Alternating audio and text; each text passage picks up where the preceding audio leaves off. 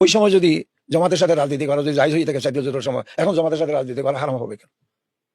আমরা তো বলছি না যে জামাতিরা ফেরেশতাদের দল, ওরা তো মানুষ। হ্যাঁ, মওলানা মওদুদী মরহুমের সব আকীদার সাথে আমরা একমত পোষণ করি না, কিন্তু ওখানে সাহাবায়ে কেরাম সত্যের মাপকাঠি না মাপকাঠি নয়, এটা কি সংবিধানের অংশ হবে?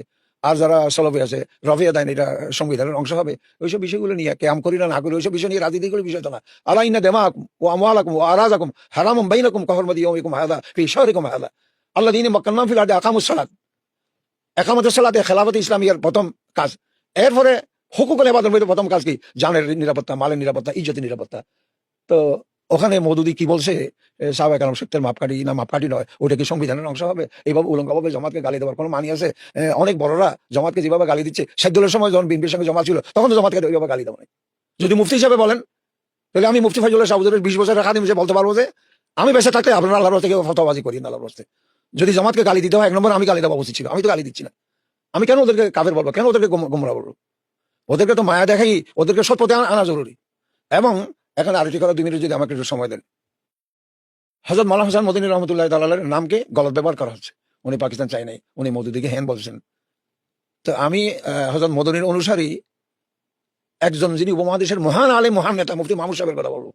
উনি নিশ্চয় বড় আলেম, মাওলানা ফজলুল সাহেবের আব্বা।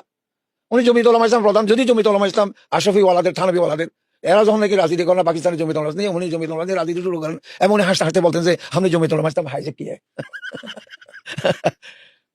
উনি মওদুদিয়াতের কঠোর বিরোধী, কিন্তু যখন কাদিয়ানী বিরোধী আন্দোলন সংগ্রামটা, লড়াই আর যুদ্ধটা যখন উনি চাচ্ছেন পার্লামেন্টের ভিতরে নিতে, এমনই স্পষ্ট বলতেন, হাজারো মিলাদ মাহফিল করেন, লাখো ওয়াজ মাহফিল করেন, লাখো সিরাতুন নবী করেন, যতদিন না সাংবিধানিক ভাবে পার্লামেন্টের মাধ্যমে কাদিয়ানীদেরকে কাফের ঘোষণা না করতে পারবেন, এরকম হাজারো মিটিং মিছিল কোনো লাভ হবে না।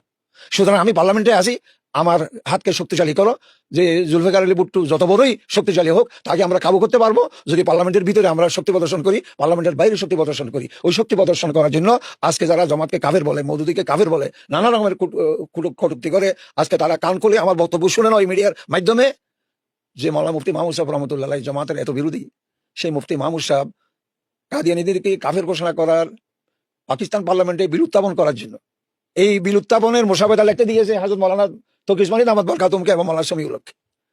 এবং হযরত মাওলানা তকি উসমানী সাহেব আমাকে নিজেই বলেছেন, हमने 10 दिन 10 রাত মুসলসল 1 মিনিট के लिए भी नहीं सोया।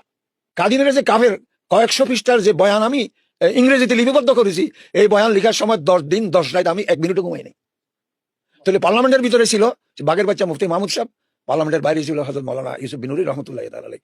এবং যখন নাকি এই আন্দোলনের জন্য একটা কমিটি গঠন করলো, মুফতি মাহমুদ সাহেব চেয়ারম্যান হলেন, আর জামাতের সেক্রেটারি জেনারেল প্রফেসর গফুরকে আন্দোলনের সেক্রেটারি জেনারেল বানালেন। তো মুফতি মাহমুদ সাহেব তো জামাতের সেক্রেটারিকে, প্রফেসর গফুর সাহেবকে সেক্রেটারি বানাইয়া জমিয়তুল উলামা ইসলাম পাকিস্তানকে নাপাক করে দেয় নাই, জামাতের শক্তি সহ সমন্বয় নিয়ে।